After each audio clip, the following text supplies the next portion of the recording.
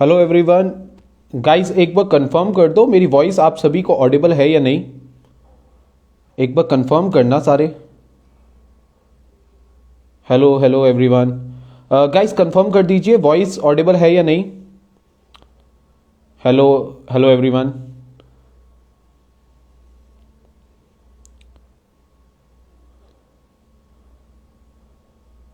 Guys एक बार comment करके बताइए ऑडिबल है। Okay okay, thank you Mukesh ji.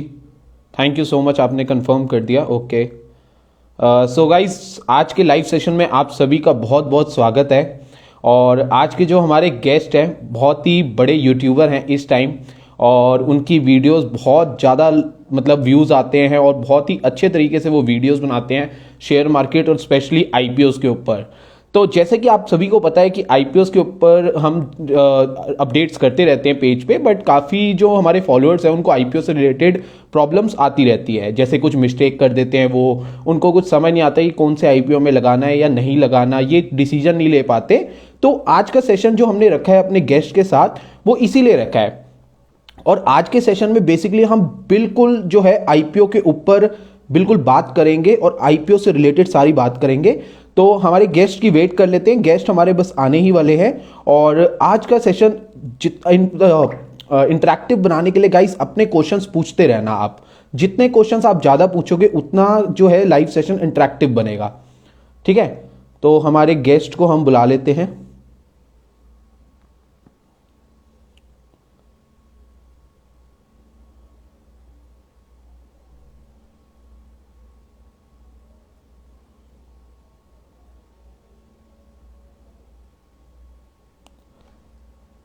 Guys जब तक हमारे गेस्ट आ जाते हैं तब तक मैं आपको बता देता हूँ, पीछे पिक जो है वो हर्षद मेहता जी की जो पिक्चर आई थी स्कैम 1992, उसमें से डायलॉग है और वो डायलॉग मैंने फ्रेम लगाया हुआ है।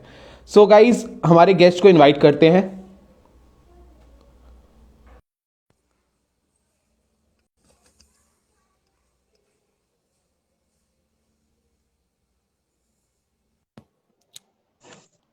हेलो सर, नमस्कार, सत श्री अकाल, जय हिंद।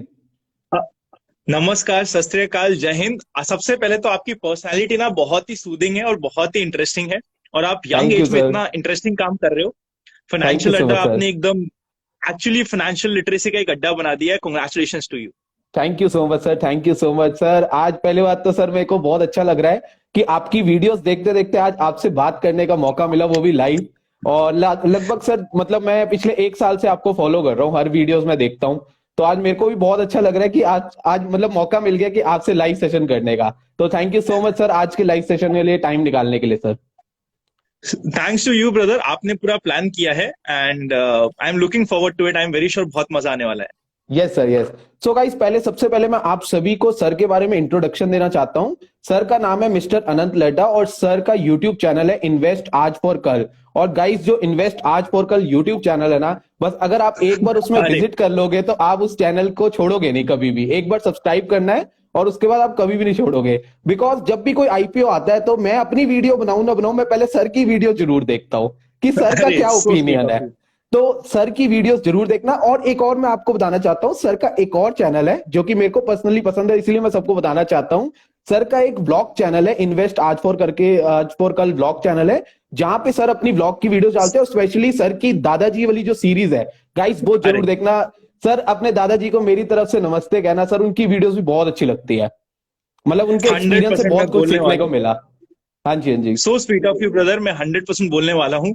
आप बहुत ही डाउन टू अर्थ हैं and thank you so much for such a sweet introduction. Means a lot यार। बढ़िया सर। तो सर आज का सेशन हमने जैसे कि आईपीओ के ऊपर रखा है। तो सर सबसे पहले ना हम बेसिक से स्टार्ट करते हैं। मतलब हमारे फॉलोअर्स जानना चाहते हैं ये आईपीओ है क्या, आईपीओ होता क्या है और आईपीओ की जरूरत क्या है इस टाइम जब हमारे पास इतने सारे स्टॉक्स ऑलरेडी लिस्टेड है। तो क्यों आईपीओ लाती है कंपनी।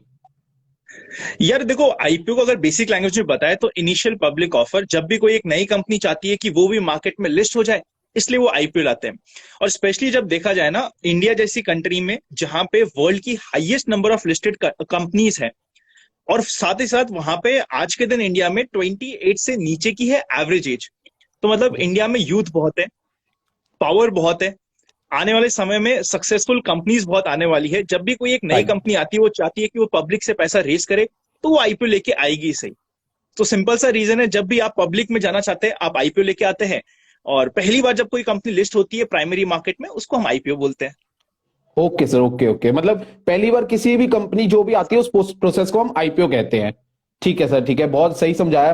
सर यहां पर ना मैं एक क्वेश्चन बहुत ही जो है इंपॉर्टेंट पूछना चाहता हूं, जो मैं रिसेंट लास्ट वीक से देख रहा हूं, मतलब लास्ट वीक बहुत टाइम से ही देख रहा हूं। काफी, जैसे आपको पता है सर, रिटेल कैटेगरी में आईपीओ लॉटरी सिस्टम होता है, तो काफी हम्म। इन्वेस्टर्स को लॉटरी सिस्टम के थ्रू आईपीओ तो लॉट हो जाता है, बट उनको ये नहीं पता होता कि उस आईपीओ में करना क्या है, लिस्टिंग गेन बुक करना है या लॉन्ग टर्म के लिए रखना है। तो मैं चाहता हूं कि सर थोड़ा सा आप ये समझाओ कि हम कैसे डिसाइड कर पाए कि हम लिस्टिंग गेन करना चाहते हैं या लॉन्ग टर्म के लिए उस स्टॉक को रखना चाहते हैं, क्या चीज देखें हम उसमें। देखो मार्केट में ना दोनों स्ट्रैटेजी काम करती है। मैंने पर्सनली इसके ऊपर एक वीडियो भी बनाया था जिसमें हमने हिस्ट्री के पिछले 20 सालों को एनालाइज किया था कि हर साल में लिस्टिंग इन लिया तो क्या हुआ और बाय एंड होल्ड किया तो क्या हुआ। आपको दोनों में से एक स्ट्रैटेजी चूज करनी है और उस पर बने रहना है। आप ओके, रैंडमली ये नहीं कर सकते कि हमने आज तो चूज किया कि हम लिस्टिंग इन लेंगे, फिर अगले दिन राइट, चूज किया कि हम हमेशा के लिए होल्ड करेंगे, तो आप हमेशा कंफ्यूज रहोगे। एक स्ट्रैटेजी को फॉलो करना है। मैं हमेशा ही फॉलो करता हूं लिस्टिंग इन की स्ट्रैटेजी। ओके, लिस्टिंग इन पहले दिन पे लेना है या 2.5 डेज में लेना है, वो डिपेंड करता है कि आईपीओ कैसा था। ये मैंने जो स्ट्रैटेजी फॉलो करी है this is purely based on past data. जब हम ओके, पास्ट के डेटा को देखते हैं, पिछले 25 सालों का डेटा, पिछले 20 साल का डेटा एनालाइज करते हैं, तो लिस्टिंग इन लेने की स्ट्रैटेजी बेटर प्रूव हुई है as compare to buy and hold. Okay, तो मैं हमेशा लिस्टिंग इन की स्ट्रैटेजी पे फॉलो करता हूं। क्या कोई एक बार शेयर आईपीओ में आ गया तो क्या मैं उसके बाद उसको कभी बाय नहीं करूंगा? बाय करूंगा, प्रोवाइडेड वो अपनी स्ट्रेंथ को शो करे, एक आध रिजल्ट्स अच्छे दे, राइट, एक राइट, अच्छा सा ब्रेकआउट दे, तो हम वापस उसको ले लेंगे। बट इनिशियली मैं हमेशा लिस्टिंग इन की स्ट्रैटेजी को फॉलो करता हूँ। एट मैक्स सपोज करते हैं नाइका जैसा आईपीओ है जो बहुत ही राइट, राइट, इंटरेस्टिंग है, जिसमें सब लोगों को बड़ा मजा आ रहा है, या सिगाची जैसा आईपीओ यस हो गया, यस, उसमें मैं 2 दिन वेट कर देता हूँ एंड 2.5 दिन पे मॉर्निंग होते ही बुक कर लेता हूँ। As simple as that. अच्छा अच्छा, ठीक है सर, ठीक है। तो गाइस ये सर ने बहुत ही अच्छा पॉइंट बताया कि जो लोग मेरे से पूछते हैं या किसी से, सर से भी पूछते होंगे और मेरे से भी पूछते होंगे कि आईपीओ में प्रॉफिट बुक करें या नहीं, आपको पहले ही स्ट्रैटेजी डिसाइड करनी होगी कि क्या आपको लॉन्ग टर्म के लिए अप्लाई करना है या लिस्टिंग गेन के लिए, तो ये स्ट्रैटेजी पहले ही डिसाइड कर लेनी चाहिए। तो सर एक क्वेश्चन आता है कि अभी आईपीओ जब हम अप्लाई करते हैं, तो अभी जैसे अब मेरे बहुत सारे फॉलोअर्स हैं जिनको ये नहीं पता कि आईपीओ अप्लाई करने से पहले ना क्या चीज देखनी चाहिए कंपनी के बारे में, क्योंकि वो लोग अप्लाई कर देते हैं उसके बाद लॉस फेस कर लेते हैं। जैसे कि अभी रिसेंट लॉस हमने देखा, पेटीएम में बहुत रिटेल इन्वेस्टर फंस चुके हैं और यहाँ पे बहुत क्वेश्चंस भी आ रहे हैं। तो सर मतलब क्या चीज देखनी चाहिए उनको कि आईपीओ में रिस्क कैसे पता करें, वो लोग थोड़ा सा यहाँ पर गाइड करिए सर। यार आईपीओ में मेनली ना, देखिए अगर सबसे पहले बात करें, आप सिर्फ इतना से देख लो कि जो कंपनी लिस्ट होने की कोशिश कर रही है क्या उसने वैल्यूएशन पे लिस्टिंग का गैप छोड़ा है या नहीं छोड़ा है। मेरा हमेशा मेन फोकस है को देखने के लिए हम बहुत सारी चीजें पढ़ सकते हैं, हम उसका कंप्लीट ऑफर डॉक्यूमेंट पढ़ सकते हैं और बहुत सारी चीजें हम एजुकेशन के लिए पढ़ सकते हैं। पर हमें सिर्फ प्योरली लिस्टिंग इन के पर्सपेक्टिव के लिए या फिर कौन सा आईपीओ अट्रैक्टिव है ये डिसाइड करने के लिए मेनली मेरा हमेशा फोकस रहता है क्या कंपनी ने लिस्टिंग गेन के लिए स्कोप छोड़ा है या नहीं छोड़ा है। इसी के बेसिस पे हम देखते हैं कि उस आईपीओ का सेकंड इंपॉर्टेंट पॉइंट आता है साइज कितना है, स्पेशली यस उस यस, कंप्लीट इंडस्ट्री के बेसिस पे साइज कितना है। अगर वो साइज बहुत ज्यादा एक्स्ट्रावेगेंट हो रहा है तो वहां पे रिस्क बढ़ती जाती है। ओके, बहुत ज्यादा कम हो रहा है तब भी रिस्क बढ़ जाती है। सपोज करते हैं किसी आईपीओ का साइज 250 करोड़ से कम का है तो वो ट्रेड टू ट्रेड में आता है, यस तो यस, वो भी रिस्क में चले जाता है। अगर कोई बहुत बड़ा आईपीओ जैसे कि पेटीएम का आया, क्योंकि इतना बड़ा साइज का आईपीओ था कि वहां पे कितना यस भी यस, फंड आ जाए वो ओवर सब्सक्राइब बहुत ज्यादा नहीं हो सकता था। यस ओवर यस, सब्सक्राइब बिल्कुल बहुत सही, ज्यादा नहीं हो सकता, तो नेक्स्ट इशू ये आता है कि रिटेलर्स मेनली लिस्टिंग इन लेते हैं, तो लिस्टिंग इन लेते ही वहां पे एक प्रॉफिट बुकिंग आने की चांसेस बढ़ जाते हैं। चांसेस। सो ये दो मेन चीज देख लो जिसमें आपका काम हो जाएगा। मेन तो मेरे हिसाब से अगर वैल्यूएशन पे गैप छोड़ा है तो आईपीओ अच्छा है, नहीं तो हम अवॉइड कर देते हैं। बिल्कुल सही सर, बहुत आपने सही बात बताई कि वैल्यूएशन पे अगर गैप छोड़ रहा है आईपीओ तो उसको लिस्टिंग गेन के लिए अप्लाई करो, अदरवाइज अवॉइड करो। बिल्कुल सही कहा सर आपने। और सर अब ना मैं जो आपसे क्वेश्चन पूछूंगा, वो क्वेश्चन ना मतलब इतना ज्यादा फॉलोअर्स की तरफ से आता है और आप कहोगे वो पूरी मार्केट ही उस क्वेश्चन पे निर्भर है इस टाइम आईपीओ की खास करके। सबसे पहले तो सर आप ये बताओ कि ग्रे मार्केट क्या होती है, उसके बाद हम इसके प्रीमियम की बात करेंगे सर। और सर एक चीज ये भी कि क्या ग्रे मार्केट में हम लोग डील कर सकते हैं। देखो वो डील कर सकते नहीं कर सकते, देखिए जब तक अभी ये जो जीरोधा वाला फेस आ गया, ये ऑनलाइन वाला फेस आ गया, यहाँ पे ग्रे मार्केट प्रीमियम नए इन्वेस्टर्स के लिए डिफिकल्ट हो गया है। ओके, क्या ये लीगल है? ऑफिशियली लीगल नहीं है, ऑफिशियली रिकॉग्नाइज नहीं है, तो आप रैंडमली जाके किसी से भी ग्रे मार्केट में काम करोगे तो वो गलत हो जाएगा। जैसे एक हमारा एक इक्विटी शेयर मार्केट होता है, उसी के एक इक्विवेलेंट एक ग्रे मार्केट चलता है जहां पे आप और हम एज अ फ्रेंड हमने डील कर ली। फॉर एग्जाम्पल एक आईपीओ आया है, मुझे इस आईपीओ में बहुत इंटरेस्ट आया है, मैंने आपको बोल दिया कि मैं इस आईपीओ में आपको 400 रुपीज फ्लैट दूंगा, चाहे आपको उसमें अलॉटमेंट मिले या ना मिले। और अगर आपने मुझसे ये डील कर ली तो मेरे तो कॉस्ट फिक्स हो गई है 400, यस यस, आपकी इनकम फिक्स हो गई है 400। राइट राइट, लिस्टिंग पे जो भी गेन या लॉस वो सब मेरा, नहीं लिस्टिंग ओके हुआ वो भी गेन मेरा, वो भी लॉस मेरा। ओके, सेकंड, इसमें ग्रे मार्केट में काम होता है कि अगर मुझे अलॉटमेंट मिला तो मैं इतने रुपए में बेच दूंगा। सपोज करते हैं मुझे अलॉटमेंट मिला लेटेंट का, जो अभी रिसेंटली आईपीओ है, मैंने उसको पहले ही राइट बेच राइट, दिया 8,000 रुपए में। जिसको ओके बेचा उसको मुझे 8,000 रुपए देने हैं, मेरी ओके इनकम आठ ओके हजार हो गई। लिस्टिंग पे सपोज उसमें 16,000 बचते हैं, तो जिसको मैंने बेचा उसका फायदा। अगर चार उसका हजार ही फायदा, आते हैं तो 4,000 का लॉस, वो उसका लॉस, मुझे तो फ्लैट 8,000 ओके मिल गए। ओके तो हम अपने ओके पहले से प्रॉफिट या लॉस बुक कर लेते हैं सेकेंडरी मार्केट में। ओके, लीगल नहीं है। पहले बहुत हुआ करता था, जिस समय फिजिकल ब्रोकर होते थे, हम एक ब्रोकर के पास जाते थे, चाय नाश्ता करते थे, पॉलिटिक्स की बातें करते थे और वहां पे बैठ के इन्वेस्टमेंट करते थे, तो वहां पे ये बहुत चलता था। अब नए इन्वेस्टर्स के लिए इसका एक्सेस इतना इजी नहीं है, प्लस ये इलीगल मार्केट है, तो अगर आप नहीं जानते तो आपको करना भी नहीं चाहिए। मतलब राइट अगर राइट, देखिए, पहले इसकी इंपॉर्टेंस भी मतलब ज्यादा थी, क्योंकि यस पहले यस एप्लीकेशन 2 लाख रुपए तक की लगती थी। यस अब यस, 15,000 रुपए में आपका रिस्क भी कम हो गया है, रिवॉर्ड भी कम हो गया है, तो इसमें ग्रे मार्केट में ज्यादा नहीं पड़ना चाहिए। पर हमें आइडिया जरूर मिलता है ग्रे मार्केट में कैसे काम चल रहा कैसे काम चल रहा है। ग्रे मार्केट का प्रीमियम मेनली डिसाइड होता है एचएनआई की एप्लीकेशन के बेसिस पे, कि उनकी फंडिंग पे क्या कॉस्टिंग आ रही है। है, ओके अगर मुझे 15,000 रुपए के आईपीओ में अलॉटमेंट लगाने के लिए मेरी कॉस्टिंग आ रही है, बिकॉज एचएनआई कैटेगरी में अप्लाई कर रहा हूँ, 8,000 रुपए, तो ओके ऑलमोस्ट 8,000 के आसपास ही ग्रे मार्केट में प्रीमियम चलेगा। ओके तो ये कंप्लीट गेम आ जाता है एचएनआई की फंडिंग के बेसिस पे, कि कितना ओके वहां पे ओवर सब्सक्रिप्शन होने के चांसेस है और क्या वहां पे इंटरेस्ट की कॉस्ट आएगी। वो ओके इंटरेस्ट की cost is almost equal to grey market premium. Okay, मतलब सर ओवरऑल जो है जीएमपी जो हमें पता चलता है वो बेसिकली हमें इसके थ्रू पता चलता है, एचएनआई फंडिंग के थ्रू या एचएनआई की एचएनआई कैटेगरी के फंडिंग की थ्रू। कॉस्टिंग क्या आ रही है, कॉस्टिंग क्या आ रही है। जैसे फॉर अच्छा, एग्जांपल अभी लेटेंट व्यू में बजाज फाइनेंस ने एचएनआई यूजुअली वो देता था 7% पे, तो थोड़ी सी ओके कम आती थी। लेटेंट व्यू के केसेस में बिकॉज कुछ और आईपीओ में पैसा फंसा हुआ था, ऑलमोस्ट जितने भी अच्छे थे एचएनआई में फंडिंग देने वाले, उन्होंने फंडिंग बढ़ा के इंटरेस्ट रेट 11-12% तक लेके गए। ओ, तो अपने अच्छा, आप उसका ग्रे मार्केट भी बढ़ गया, बिकॉज वहां पे इंटरेस्ट की कॉस्टिंग बढ़ गई और वैसे भी वो बहुत ज्यादा ओवर सब्सक्राइब हुआ था। ओवर सब्सक्राइब हो गया था, यस जितना यस आईपीओ ओवर सब्सक्राइब होगा, उतना ही मुझे ज्यादा पैसा रिक्वायरमेंट होगा एक लॉट के लिए। यस यस, प्लस बिल्कुल सही, यहाँ पे तो फंडिंग देने वालों ने इंटरेस्ट बढ़ा दिया, तो एनी विच वेज वो ग्रे मार्केट प्रीमियम बढ़ गया। ओके ओके, ठीक है, यहाँ पर आपने बिल्कुल सही समझाया। और सर वैसे एक चीज है कि ये जीएमपी की बहुत इंपॉर्टेंस है क्या? आजकल लोग जीएमपी देख के अप्लाई कर देते हैं, तो क्या जीएमपी आपके हिसाब से आपके करियर में मतलब फेल हुआ है कि जीएमपी तो बहुत अच्छा नजर आ रहा है आईपीओ का, बट आईपीओ ने डिस्काउंट लिस्टिंग दे दी? बहुत सारे ऐसे आईपीओ होते हैं, और जीएमपी आपको जैसे एक इंडिकेशन देता है। मोर देन दैट, जीएमपी आप कहां से देख रहे हो, कौन से सोर्स से देख रहे हो, वो ज्यादा इंपॉर्टेंट है। आजकल मैंने देखा है बहुत सारी ऑनलाइन वेबसाइट्स बताती है जिसमें यस मेजोरिटी यस, टाइम गलत रेट्स दी रहती है, जो ऑन राइट, मार्केट या एज पर सोर्सेज पता चलती है। सो रियलिटी में क्या है उसके ऊपर डिपेंड करता है। Plus short equity share market में कुछ नहीं हो सकता कि ये होगा तो यही बिल्कुल होगा, सही, कोई गारंटी नहीं है। पास में कई सारे आईपीओ हमने देखे जो बहुत अच्छे थे, इवन पेटीएम पे जीएमपी अराउंड 10% का चल रहा था, बट एंड होते बाद में होते यस यस जिस दिन माइनस में लिस्ट चला होना गया था था, उस दिन सुबह सुबह जीरो हो गया। राइट राइट, सो हम ऐसे कुछ कह नहीं सकते कि कंफर्टेबल आप गारंटी से कह दो कि ऐसा ही होगा। एसबीआई कार्ड में ये हुआ था, एसबीआई कार्ड में ऑलमोस्ट 30-40% तक का चल रहा था जीएमपी, थोड़ा पुराना समय यस, हो गया, पर all of a sudden Covid से जीरो हो पहले, गया। यस यस सर, कोविड से पहले all of a sudden zero हो गया, क्योंकि एज पर सोर्सेज जो बातें आ रही थी सुनने में, वो ये कि किसी कलकत्ता की पार्टी ने सारे के सारे शेयर्स निकाल के मार्केट में डाल दिए। तो अब अच्छा, कुछ नहीं कह सकते हैं। तो आप हमेशा 100% नहीं कह सकते हो, बट हाँ एक इंडिकेशन मिल जाता है। मतलब ओवरऑल हमें जीएमपी से सिर्फ एक आइडिया लेना चाहिए, जीएमपी के बेसिस पे डिसीजन नहीं लेना चाहिए, राइट? एब्सोल्युटली राइट, क्योंकि मैनिपुलेशन वहां पे भी हो सकता है, you never know. Okay sir, okay okay, ठीक है, बिल्कुल सही और सर एचएनआई आपने को बताया। हमेशा प्रॉफिट होता है सर और इसमें ना एचएनआई को हमेशा प्रॉफिट होता है, ये भी जरूरी नहीं है। अच्छा, एचएनआई के बेसिस पे हमने जीएमपी डिसाइड कर ली, पर एक बार सपोज करते किसी एचएनआई ने उसमें सेलिंग करने पे ही आ गया, तो जीएमपी इंपैक्ट ओके, आ सकता है और सबके सब एचएनआई को लॉस होगा फिर। अच्छा अच्छा, मतलब वो जितने एचएनआई ने इन्वेस्ट किया था एचएनआई कैटेगरी के थ्रू वो सबके सब लॉस फेस करेंगे? कर सकते हैं ना सर, बिल्कुल कर सकते हैं। बिल्कुल सही सर, बिल्कुल सही। तो सर अब यहाँ पे मैं क्वेश्चन ही एचएनआई के ऊपर पूछूंगा कि ये एचएनआई कैटेगरी आईपीओ के अंदर है कौन, मतलब कौन एचएनआई, मैं एचएनआई बन सकता हूँ क्या आईपीओ में? सर आप तो ऑलरेडी हो एचएनआई, आप इतने अरे इंटरेस्टिंग नहीं वीडियोस सर, बना रहे हो, इतनी इंटरेस्टिंग नहीं। न्यूज बना रहे हो, आप तो ऑलरेडी एचएनआई हो।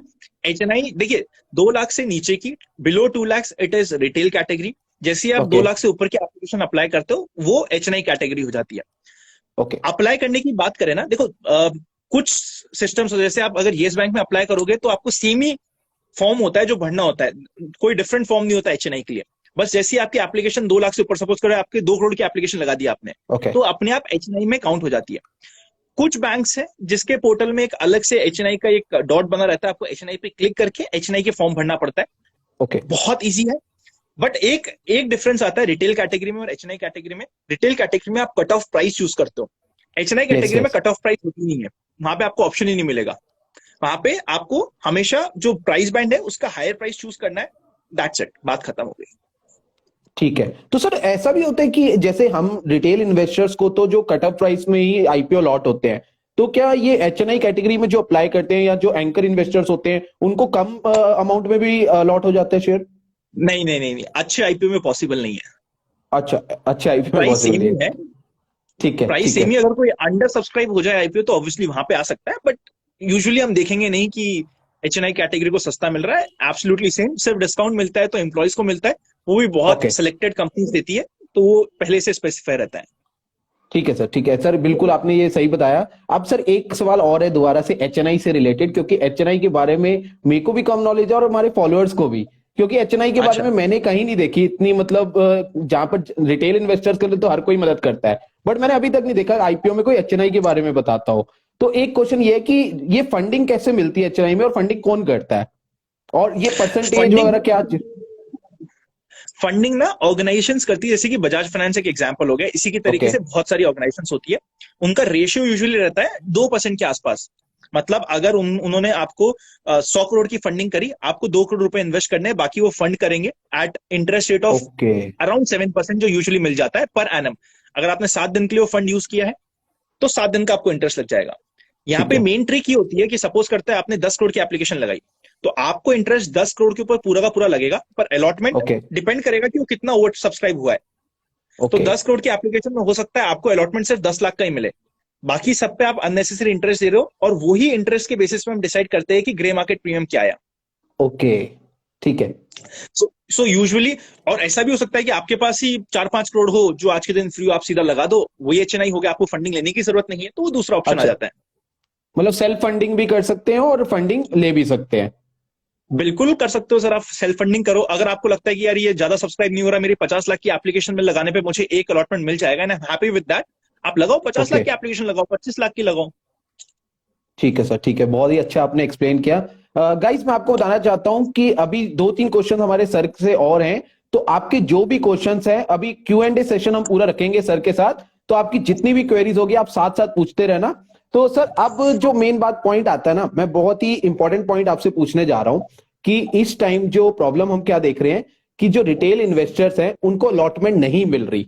तो आप कुछ ऐसा बताओ कि क्या हम ट्रिक्स मतलब यूज कर सकते हैं आईपीओ में अलॉटमेंट के चांस बढ़ाने के लिए? सबसे पहले तो सर आप जिस भी भगवान को जानते हो, मानते हो, जिसकी वर्शिप करते हो, वर्शिप करना स्टार्ट कर दो, आपके अलॉटमेंट के चांसेस अपने आप बढ़ जाएंगे। देखो, सिर्फ एक ही तरीका है कि आप रिटेल कैटेगरी में अलग अलग नाम से, फैमिली मेंबर के नाम से एक एक लॉट के लिए अप्लाई करो। अननेसेसरी मैंने कई बार देखा है कि कुछ लोग इस मिथ पे बिलीव करते हैं कि अगर मैं 3 लॉट में अप्लाई करूंगा तो मेरे अलॉटमेंट के चांसेस बढ़ जाएंगे, जो नहीं होता है। सो बेटर ऑप्शन इज कि आप, अगर आपके पास 3 लॉट का पैसा है तो आप अपनी वाइफ, या फिर अगर आप वाइफ हो खुद तो अपने हस्बैंड, अपने बच्चे, ओके। सबके नाम से अप्लाई कर दो। मल्टीपल लॉट्स में अप्लाई करना इज द ओनली वे। उसके अलावा और कोई तरीका नहीं है। अगर और कोई तरीका आपको बता रहा है तो या तो वो झूठ बोल रहा है, उसको पता नहीं है। दोनों ही राइट केसेस में सर। आपके लिए फायदेमंद नहीं है, अवॉइड इट। ठीक है, बिल्कुल सही सर। सो गाइस ये पॉइंट जरूर ध्यान रख लो कि सर ने कहा है कि अलग अलग डीमैट अकाउंट आप अपने फैमिली मेंबर्स के अकाउंट नाम से खोलो। ये नहीं कि अगर आप 3 लॉट खुद अप्लाई कर रहे हो तो वो 3 लॉट को आप डिवाइड कर दो अपने फैमिली मेंबर्स के नेम से, तो ज्यादा चांसेस आपके अलॉटमेंट मिलने के। बिल्कुल सही सर, आपने बिल्कुल सही बताया। और एक पॉइंट मैं यहां पर सर आपसे पूछना चाहता हूं कि जो इन्वेस्टर्स जो है ना वो काफी सारी मिस्टेक करते हैं, तो वो मतलब कैसे इन मिस्टेक्स को अवॉइड करें आईपीओ में अप्लाई करने वाले? क्योंकि अप्लाई करने के टाइम मैंने जो देखा है काफी इन्वेस्टर मिस्टेक करते हैं और फिर उनको अलॉटमेंट नहीं मिलती। तो क्या चीजें उनको ध्यान रखनी चाहिए आईपीओ अप्लाई करने से पहले?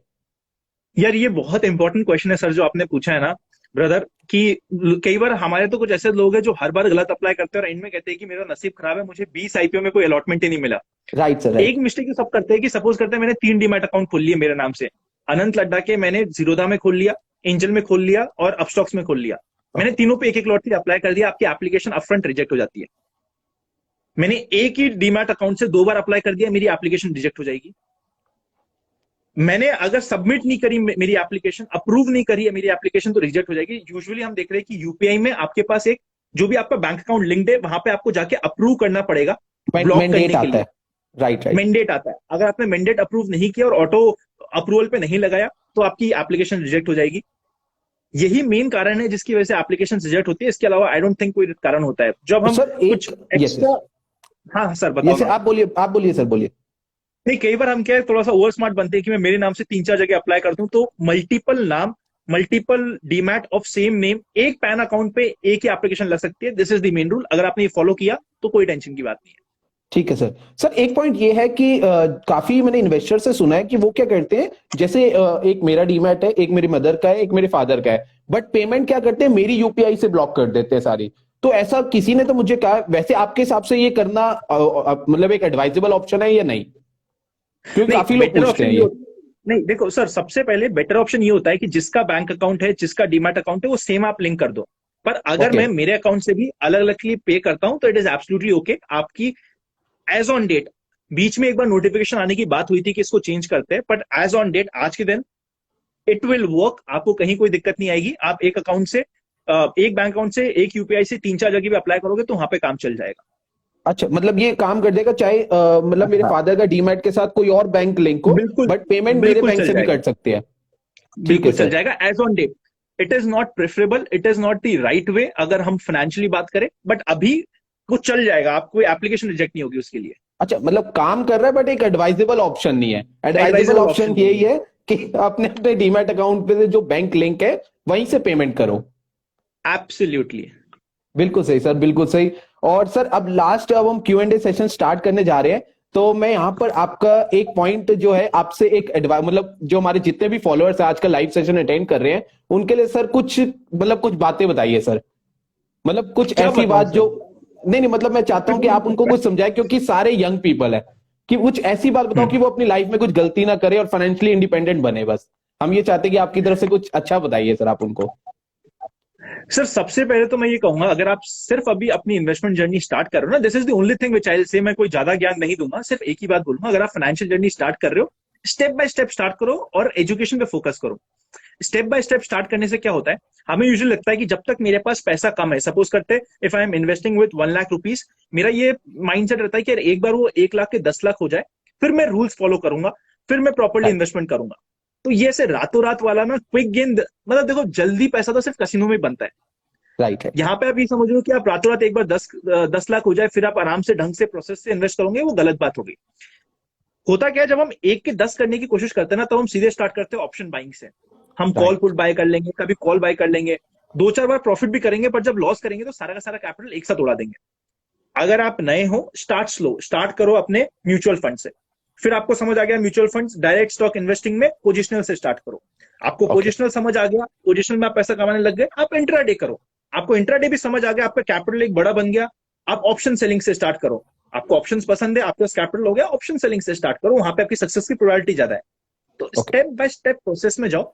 सीधा ऑप्शन बाइंग या फिर सीधा इंट्राडे ऑप्शन बाइंग, जो सबसे ज्यादा रिस्की है, वहां पे मत पहुंच जाओ कि बस मुझे तो 10 10 लाख कमाने, 1 के 10 करने, एक बार मैं राइट, राइट, बिल्कुल कुछ ना कुछ कर लूं, फिर मैं जाके प्रोसेस में आ जाऊंगा। हमें क्या लगता है यहाँ पे हमारा पैसा जल्दी बनेगा।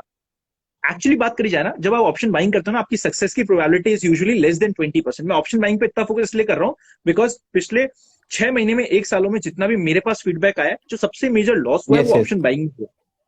Yes option yes. बाइंग में आपके पास 20% की सक्सेस की प्रोबेबिलिटी होती है, प्लस वो भी आपकी कम हो जाती है क्योंकि अभी तक आपको डायरेक्शन प्रेडिक्ट करने की कैपेबिलिटीज बहुत कम है, या, रिस्क राइट, मैनेजमेंट राइट, आता नहीं। राइट। तो आप ये समझो, आप 20% की प्रोबेबिलिटी पे अपना कैपिटल लगा रहे हो। कसिनो जाओगे आप, रूले खेलोगे ब्लैक एंड रेड, 50% प्रोबेबिलिटी पे आप डबल कर सकते हो पैसा। डबल कर सकते मैं ये नहीं कह रहा कि आप कसिनो जाओ, मैं ये कह रहा हूं कि वहां पे आपकी विनिंग प्रोबेबिलिटी ज्यादा है as compare to blindly doing intraday option buying. Option buy. तो जो आपको एकदम खत्म कर सकता है वहां पे मत जाओ, स्टार्ट स्लोली। और कैश मार्केट में जितना पैसा बन सकता है ना वो कहीं नहीं बन सकता। आपने कभी सुना है कि राकेश झुंझुनवाला ने ऑप्शन से करोड़ों कमा लिए? या किसी राइट भी sir, right. Successful Jesse Livermore one of the most respected trader रहे हैं, ट्रेडर में अगर मैं बात करूं, उन्होंने ऑप्शन बाय कर करके वो करोड़पति बन गए हो या सक्सेसफुल हो गए हो। आपको डायरेक्ट स्टॉक सिलेक्शन तो आना ही पड़ेगा। Option right. Is just a way of investment. तो पहले ओके। डायरेक्ट स्टॉक्स को समझो, फिर आगे जाओ। राइट सर, बस मैं यही यही पॉइंट सर चाहता था कि आप हमारे फॉलोअर्स को समझाओ, क्योंकि बिल्कुल आपने ये जो पॉइंट बताया है ना, मेरे को यही मैं चाहता था, क्योंकि एफ एंड ओ लोग बिल्कुल स्टार्टिंग में एफ एंड ओ में डील करने स्टार्ट कर देते हैं और फिर वो लॉस कर देते हैं। तो मैं यही चाहता था कि आप यही वाला पॉइंट सबको समझाओ, और आपने यही पॉइंट समझाया sir. Thank you so much sir. तो सर स्टार्ट करें अरे हम सर, अपना आप क्यू एंड खुद ए ही सेशन। बहुत स्मार्ट हो सर। सर आपको खुद को सब पता है, आप खुद बड़े स्मार्ट हो। बिल्कुल स्टार्ट करो सर। चलो गाइस, अब हमारा Q and A session start हो गया। तो सर अनंत सर से जितनी भी क्वेरीज है आपकी, वो सर अभी 10-15 मिनट हमारे लिए लाइव है। तो आपकी जो भी क्वेरीज है आप मेरे से यहाँ पर कमेंट सेक्शन में पूछिए, अनंत सर उसको जो है आंसर करेंगे।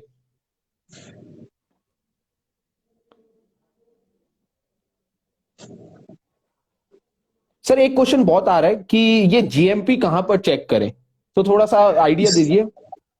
सर चेक करने का बेस्ट तरीका है सर, आप इन्वेस्ट आजकल पे चेक करो, फाइनेंशियल अड्डा पे चेक करो। आई एम वेरी श्योर, हम लोग खुद ग्राउंड रिसर्च करके बताने की कोशिश करते हैं, क्योंकि जो ऑनलाइन वेबसाइट्स है वहां पे कई जगह गलत है। Right, right. So better than that, जो एक्चुअली ग्राउंड पे काम कर रहा है उनके थोड़ा सा फॉलो कर लो, थोड़ी सी चीजें देख लो, वहां पे आपको मिल जाएगा। सर हमारे एक फॉलोअर है राहुल शर्मा जी, इनका क्वेश्चन है सर, सब फैमिली मेंबर्स का एक ही डीमैट अकाउंट ओपन करा सकते हैं क्या? नहीं सर, मतलब आप क्या सब फैमिली मेंबर का एक ही आधार कार्ड ओपन कर सकते हो? नहीं, वैसे ही हर एक जने का आप एक डीमैट नहीं कर सकते। हर एक इंडिविजुअल पर्सन की एक इंडिविजुअल आइडेंटिटी है। हर इंडिविजुअल आइडेंटिटी का एक अलग डीमैट अकाउंट होगा। इवन आपके एचयूएफ का अलग डीमैट अकाउंट खुलेगा अगर आप एचयूएफ मेंटेन करते हैं तो। आनंद सर एक पॉइंट है यहाँ पर है, जैसे कि आपको पता है कि जैसे एफएनडो एक बहुत ही वो है, मतलब मुश्किल है कह लो, और बहुत लॉस देखते हैं। उसी तरह इस टाइम क्रिप्टो करेंसी में जिस हिसाब से एडवर्टीजमेंट हो रही है, तो हर कोई सोचता है कि हम रातों रात वहां से अमीर बन जाएंगे। तो आपका क्या कहना चाहिए कि क्रिप्टो करेंसीज में, ये थोड़ा आउट ऑफ मतलब हमारे टॉपिक से क्वेश्चन है, बट ये क्या कहना चाहिए कि क्रिप्टो करेंसीज में कितना इन्वेस्ट करना चाहिए एक आम रिटेल इन्वेस्टर को? सर अगर आप समझते हो तब तो आपको क्रिप्टो का एज एन ऑप्शन रखना चाहिए, अगर नहीं समझते तो अवॉइड करना चाहिए। मैं पर्सनली भी ऑलमोस्ट 1 साल से स्टडी कर रहा हूं। मैंने अब कुछ इन्वेस्टमेंट स्टार्ट कर दिया है धीरे धीरे। हो सकता है जितना भी अंडरस्टैंडिंग है मैं उसकी एक वीडियो सीरीज भी लाऊंगा। But everything said and done, मैं भी अभी एक्सपर्ट नहीं हूं, मैं भी जस्ट सीख रहा हूं किसी चीज को। अगर आप नहीं सीखते तो देखो, when in doubt stay out. सारे के राइट। सारे गेम मुझे खेलना जरूरी नहीं है। अगर मुझे क्रिकेट आता तो मैं क्रिकेट खेलूंगा ना। अब मुझे क्रिकेट आता है पर मैं फुटबॉल खेलने चल जाऊं और मैं सोचूं मैं फुटबॉल भी अच्छा खेलूंगा, तो it is not practically possible. जिस गेम राइट, में आप अच्छे हो, यहाँ पे तो आपको हम ऑप्शन दे रहे हैं, जो गेम आपको समझ आता है वो लो। मैं ये नहीं कह रहा कि फ्यूचर ऑप्शंस खराब है। अगर आप फ्यूचर ऑप्शंस के एक्सपर्ट हो, फ्यूचर ऑप्शंस का गेम खेलो ना सर। Future options right. पे यू कैन मेक मनी। बिल्कुल Choose सही your sir. game wisely. If you don't understand crypto, don't invest in it just because your friend is investing। क्या मेरे दोस्त ने invest करा, उसने पैसे बनाए तो मैं भी कर लूं। पहले सीख लो, समझ लो। पूरी लाइफ पड़ी है आपके हमारे पास, कर लेंगे बाद में इन्वेस्ट। बिल्कुल सही सर। सर यहाँ पे एक हमारे फॉलोअर का क्वेश्चन है अजय शर्मा जी का, कि can be invest in IPO on the basis of subscribers, यानी मतलब जितना सब्सक्राइब हुआ उसके बेसिस पे डिसीजन लेना चाहिए? ऐसा यूजुअली मैं नहीं लेता हूं, क्योंकि इसका कोई रीजन नहीं है कि हर कोई एक जगह जा रहे तो वो जगह सही है। वैल्यूएशंस पे आप ले लो, वैल्यूएशन पे आप उसकी पीयर कंपैरिजन कर सकते हो कि पीयर्स के क्या कंपैरिजन है, इंडस्ट्री में क्या है वैल्यूएशन। और वैल्यूएशन पे हमेशा आप लिस्टिंग इन को ध्यान में रखते हुए वैल्यूएशन का रखना। सपोज करते हैं उसका आज के दिन एच कॉस्टिंग के हिसाब से जीएमपी चल रहा है 30%, तो 30% आने के बाद उसका क्या वैल्यूएशन बैठेगा, उसके बेसिस पे आप डिसाइड कर लो। पर हाँ, एक कॉन्फिडेंस तो मिलता है। सपोज करते हैं कोई retail category 8, usually 8 is the figure जो मुझे अच्छा लगता है। 8 टाइम्स से ऊपर अगर रिटेल कैटेगरी कहीं सब्सक्राइब हो जाती है तो वहां पे थोड़ा कंफर्ट आ जाता है कि हाँ अच्छा है। एचएनआई ठीक है। कैटेगरी अराउंड 45-50 टाइम्स ज्यादा सब्सक्राइब हो जाती है तो कंफर्ट आता है कि हाँ मतलब यहाँ पे इंटरेस्ट है, तो ये थोड़ा सा इंटरेस्टिंग आईपी हो सकता है, अच्छा आईपी हो सकता है। ये आपको हिंट दे सकता है, पर इसके बेसिस पे डिसीजन नहीं बनाओ। बिल्कुल सही सर, बिल्कुल सही। सर एक क्वेश्चन है हमारे जो फॉलोअर हैं रॉलसन जी, इनका जैसे कि सर क्वेश्चन तो पेटीएम के ऊपर बहुत है। अब मैं यहाँ ये नहीं पूछूंगा आपसे कि उनको मतलब अगर उन्होंने अलॉटमेंट मिली है तो वो होल्ड करे या सेल करे। बेसिकली आप बस पेटीएम में अपना वो व्यू बताओ जो आपने अपनी वीडियो में शेयर करा था, तो ये लोग सही डिसीजन ले पाएंगे। सर आप बिल्कुल मेरे हिसाब से आपने वीडियो देख लिया। मेरा सिंपल सा स्ट्रैटेजी रहती है लिस्टिंग गेन की। अगर सबसे पहले तो मैंने पर्सनली अप्लाई नहीं किया था, बिकॉज वहां पे बहुत ज्यादा भीड़, मतलब ऐसा लग रहा था कि यही आखिरी आईपीओ है, प्लस वहां पे साइज बहुत बड़ा था, तो मैंने पर्सनली उसको अवॉइड किया था। पर अगर आपने लिस्टिंग गेन के लिए अप्लाई किया था, आपको वहां पे लिस्टिंग लॉस हो रहा है, गेन या लॉस फर्क नहीं पड़ता। अगर आपने लिस्टिंग के लिए अप्लाई किया था तो लिस्टिंग पे एग्जिट करना इज योर स्ट्रैटेजी। स्ट्रैटेजी को आप अननेसेसरी जस्ट बिकॉज आप हार रहे हो तब बदल नहीं सकते। अगर आप जीत रहे हो तब बदलते हो, I am still okay with it कि चलो आप विनिंग सिचुएशन में थोड़ा सा अपने जो आपके प्रॉफिट है उस पर रिस्क ले रहे हो, it is absolutely okay. Losing position पे आप अपनी स्ट्रैटेजी को नहीं बदल सकते। अगर आपने लिस्टिंग इन के लिए अप्लाई किया था, लॉस हो रहा है, पहला लॉस सबसे छोटा लॉस होता है, लॉस लेना चाहिए इमीडिएटली और निकल जाना चाहिए। अगर आपने right sir. Buy and hold के लिए किया था तो I am not the right person, क्योंकि वो मेरी स्ट्रैटेजी नहीं है। जब वो मेरी स्ट्रैटेजी नहीं है तो मैं आपको बता नहीं सकता कि उसमें क्या करना चाहिए। बाय एंड होल्ड में भी मैं बस इतना जानता हूं कि आपका मैक्सिमम स्टॉप लॉस एक पोजीशन में 10% से ऊपर का नहीं होना चाहिए। अगर वो 10% का आपका स्टॉप लॉस हिट हो गया है, एज अ रूल, चाहे वो बाद में बाउंस करे या ना करे, मैं हमेशा एग्जिट करता हूं, चाहे वो मेरा कितना भी long term direct equity share हो। I am not talking about mutual fund, क्योंकि वहां पे हम लोग buy and hold for ages की स्ट्रैटेजी को फॉलो कर सकते हैं। डायरेक्ट शेयर्स में अगर आपका 10% का स्टॉप लॉस हो गया, एज सिंपल एज दैट, आपको एग्जिट करना पड़ेगा एज अ रूल, अगर आप लॉन्ग टर्म में सस्टेन करना चाहते हो तो। बिल्कुल सही सर, बहुत ही अच्छा आपने एक्सप्लेन किया। सर और देख लेते हैं हमारे फॉलोअर्स का अगर कोई क्वेश्चन हो तो। गाइज अगर आपका आईपीओ से रिलेटेड कोई क्वेश्चन है तो आप पूछ सकते हैं। सर एक क्वेश्चन बार बार आ रहा है तो मैं आपसे पूछना चाहता हूं। एक फॉलोअर है हमारे वीरेंद्र सिंह जी, ये कह रहे हैं लिस्टिंग गेन लेना चाहिए या लिस्टिंग के बाद वेट करना चाहिए। तो जैसे कि आपने ये पहले भी डिस्कस कर लिया, बट फिर सर भी अब इनको थोड़ा मेरी सा। सर, सर वो आपकी स्ट्रैटेजी पे डिपेंड करता है। मेरी स्ट्रैटेजी हमेशा लिस्टिंग गेन की होती है। लिस्टिंग गेन अगर आईपीओ अच्छा होता है तो मैं 2.5 डेज का वेट करता हूँ, 2 दिन वेट करता हूँ, थर्ड डे पे बुक करता हूँ। वरना अगर ओके ओके सोबर सा आईपीओ होता है तो फर्स्ट डे पे मैं लिस्टिंग गेन लेने की स्ट्रैटेजी फॉलो करता हूँ। मेरी स्ट्रैटेजी वही है सर। सर यहाँ पे एक क्वेश्चन जो है हमारा, मतलब थोड़ा आउट ऑफ टॉपिक है, आईपीओ से टॉपिक से रिलेटेड नहीं है, बट गोविंद महेश्वरी जी है, ये पूछ रहे हैं does doing classes of share market can we get a good knowledge. Sir education जहां से भी लो आपके लिए अच्छा है। अगर आपको लगता है कि आपका, सबसे पहले क्लासेस के लिए मेरा एक हमेशा इंपॉर्टेंट पॉइंट रहता है, चाहे वो मेरी ही कोई सेशन क्यों ना हो, अगर आपके पास कैपिटल सफिशिएंट नहीं है तो किसी भी की क्लासेस मत लो अननेसेसरी। सपोज करते हैं मेरे पास कैपिटल है 1 लाख 2 लाख की, और वहां पे आप किसी की क्लास ले लो 20,000 की, doesn't make any sense. Right. क्योंकि ऑनलाइन भी free content for a retail investor बहुत अवेलेबल है, चाहे वो मेरा चैनल हो, आपका चैनल हो, या किसी का भी चैनल राइट हो, राइट बहुत अच्छे चैनल राइट जहां सर। पे अवेलेबल है। पर हाँ, अगर आपका कैपिटल सफिशिएंट है, सपोज आपके पास 20 लाख है, 30 लाख है, 1 करोड़ है, और आप एक बेटर इन्वेस्टर, एक बेटर ट्रेडर बनना चाहते हो, जिसपे भी आपको भरोसा है, जिसकी स्टाइल आपको समझ आती है, अगर आप उसकी क्लासेस लेते हो तो कोई दिक्कत नहीं है। पर अगर आपके पास कैपिटल नहीं है तो अननेसेसरी क्लासेस मत लो। बस इतना सा मेरा ओपिनियन रहता है, चाहे वो मेरी क्लास क्यों ना हो। मैं अपनी क्लास में भी बोलता हूँ कि अगर नहीं है तो मत आओ unnecessary. Right sir right. Sir यहाँ पे एक क्वेश्चन है लेटेंट व्यू आईपीओ स्ट्रेटेजी के ऊपर, कि मतलब वो लोग सारे पूछ रहे हैं कि लॉन्ग टर्म के लिए होल्ड करें या लिस्टिंग गेन के लिए। अब जैसे कि आपने अपनी वीडियो में भी बताया था, और इसका भी जो जीएमपी है वो इस टाइम अराउंड 150% से भी ऊपर है। तो अगर हाँ, प्रॉफिट हुआ तो बहुत अच्छा होगा, तो वहां डिसीजन कैसे ले मतलब। आप बताओ मुझे सर, देखो क्या ये आईपीओ अच्छा है? बिल्कुल सर, आईपीओ में कोई प्रॉब्लम नहीं थी। हमारी लिस्टिंग की स्ट्रैटेजी होती है, अच्छे आईपीओ में हम कहां तक ट्रेल करते हैं? 2.5 दिन का सर फंडा, मतलब हम लोग 2.5 दिन वी बिल्कुल। Can trail up to 2.5 days usually. 2.5 days या फिर 5 डेज के बाद दो नंबर आते हैं इसमें, जितना पांच बताता है हमें। या तो 2.5 दिन के बाद रिवर्सल आता है, जैसे सिगाची में थर्ड डे की morning was the best time to book profit. Yeah right. तो 2.5 डेज के बाद, या फिर फिफ्थ डे जो एक रिवर्सल नंबर होता है, वहां से हमें रिवर्सल मिलता है। मैं यूजुअली 2.5 डेज पे एटलीस्ट थोड़ा प्रॉफिट बुक करने की कोशिश करता हूँ। फॉर एग्जाम्पल इससे भी मैंने एचएनआई का फंड अप्लाई किया था, तो मैं यस यस। एटलीस्ट 2 दिन तक ट्रेल करूंगा। जो पहले घंटे का लो होता है बस वो सस्टेन होना चाहिए, वहां पे अपना ओके। ट्रेलिंग स्टॉप लॉस लगा सकते हो। पहले आर का जो लो होता है वो ब्रेक नहीं होना चाहिए, एज सिंपल एज दैट। ठीक है, बिल्कुल सही सर, बिल्कुल आपने सही बताया आपने। और सर देख सर लेते हैं देखो, अगर ये और कोई मेरी क्वेश्चन। स्ट्रैटेजी है, मेरी ओपिनियन है। आपकी स्ट्रैटेजी, आपकी ओपिनियन अलग हो सकती है, और मैं आपकी स्ट्रैटेजी और आपकी ओपिनियन को भी, या अपने जो व्यूअर्स है उनकी भी उतनी ही रिस्पेक्ट करता हूं। बट मैं मेरी अपनी स्ट्रैटेजी यहाँ पे आप एजुकेशन के लिए शेयर कर रहा हूँ। Right sir right. अच्छा सर एक क्वेश्चन है, थोड़ा सा ये है कि काफी लोग पूछते हैं, एक तो बट मैंने तो आज तक नहीं किया, how to invest before IPO, क्या बिफोर आईपीओ हमें इन्वेस्ट करना चाहिए? जो अनलिस्टेड शेयर है, कहते हैं वो तो इलीगल है, मतलब अनलिस्टेड शेयर्स में इन्वेस्ट करना तो। सर इलीगल नहीं है, आप अनलिस्टेड शेयर कंपनीज के शेयर बाय कर नहीं नहीं, सकते हो। मैं कह रहा हूँ लीगल है शायद। लीगल है, बिल्कुल लीगल है। बट वो बाइंग करने के सोर्सेज आपके अच्छे होने चाहिए, आपका ब्रोकर अच्छा होना चाहिए। मैं अभी तक नहीं किया हूं इन्वेस्टमेंट, मेरे पास अपॉर्चुनिटीज आती है पर वो मार्केट मुझे समझ नहीं आता। जो समझ नहीं आता तो फिर मैं वहां पे अननेसेसरी कुछ करने की कोशिश नहीं करता। But I know a few people जो करते हैं and they are making good money. So obviously अगर पैसा बनाया जा सकता है, अगर आप समझते हो तो आप कर सकते हो। मैं नहीं समझता तो मैं नहीं करता। जिस तरीके से मैं राइट क्रिप्टो नहीं राइट समझता था तो मैंने क्रिप्टो नहीं किया, इसी तरीके से मैं ये नहीं समझता तो मैं यहाँ पे ज्यादा नहीं करता। Right sir, right sir. देख लेते हैं, आई थिंक सबके क्वेश्चंस हो गए हैं। एक बार देख लेते हैं सर, अगर कोई क्वेश्चन होगा तो मैं आपसे पूछ लेता हूँ।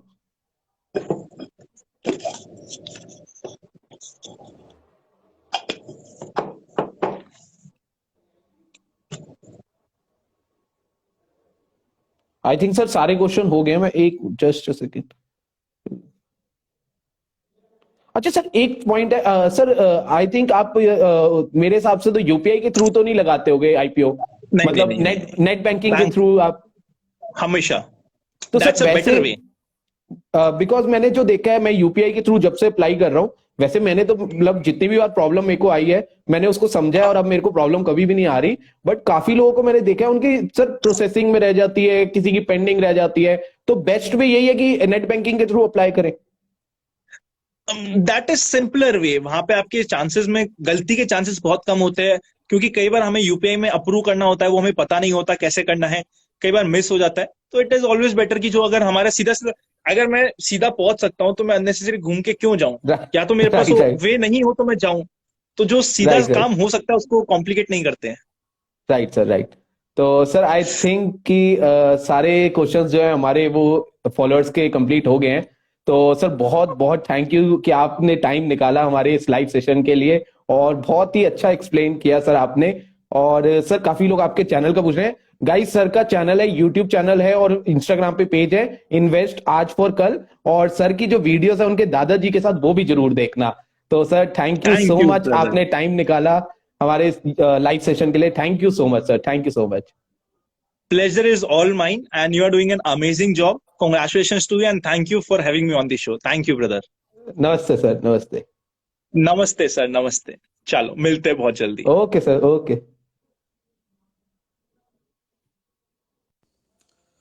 सो गाइस, कैसा लगा आज का लाइव सेशन? एक बार कमेंट करके बता दो आप सभी को लाइव सेशन आज का कैसा लगा। इस टाइम 250 प्लस फॉलोअर्स हमारे लाइव सेशन में ज्वाइंट है।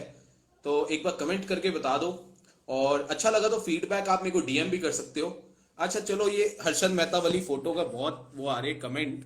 मैं आपको एक बार हर्षद मेहता वाली फोटो दिखा देता हूँ। अब मैं कैसे दिखाऊं? Just a second guys, hold रखना। बहुत ज्यादा लोग पूछ रहे हैं हर्षद मेहता वाली फोटो, तो मैं एक बार आपको ये हर्षद मेहता वाली फोटो दिखा देता हूँ। लो गाइस, ये देख लो। आई थिंक आपने देख ली होगी। Thank you so much Mahendra ji, और लाइव सेशन को देखने के लिए, अटेंड करने के लिए थैंक यू सो मच। और ये आपने देख ही ली होगी हर्षद मेहता वाली फोटो। तो चलिए, thank you so much guys आज का लाइव सेशन अटेंड करने के लिए। और मैं आप सबसे एक चीज पूछना चाहता हूं कि अब आप कौन किसके साथ चाहते हो कि मैं लाइव सेशन करूं? कमेंट करके जरूर बताना कि किस यूट्यूबर के साथ या किस स्टॉक मार्केट जो हमारे एक्सपर्ट है उनके साथ लाइव सेशन आना चाहिए। वो कमेंट करो, डीएम करो। और जिन जिन को फ्री स्टॉक मार्केट का कोर्स करना है वो मेरे को डीएम कर सकता है। मैं आपको लिंक शेयर कर दूंगा। फ्री कोर्स है, कोई कॉस्ट नहीं देनी। फ्री कोर्स के साथ साथ आपको सर्टिफिकेट भी मिलेगा। तो फ्री कोर्स को अटेंड जरूर कर लो। हमारे साथ ज्यादा जुड़ने के लिए जो हमारा टेलीग्राम चैनल है उसको ज्वाइन कर सकते हो। डेली स्टॉक मार्केट के अपडेट्स मिलेंगे। और फ्री सेशन जिन जिन्होंने ज्वाइन करना है मेरे को डीएम करे, बस इतना लिख दीजिए फ्री कोर्स, आपको लिंक मिल जाएगा। लिंक मैं आपको शेयर कर दूंगा। स्टॉक मार्केट बेसिक्स का और हमारा कैंडलस्टिक एनालिसिस का फ्री कोर्स है, तो जरूर अटेंड करना। और थैंक यू सो मच आज का सेशन ज्वाइन करने के लिए। और फ्री सेशन के लिए मेरे को डीएम करें।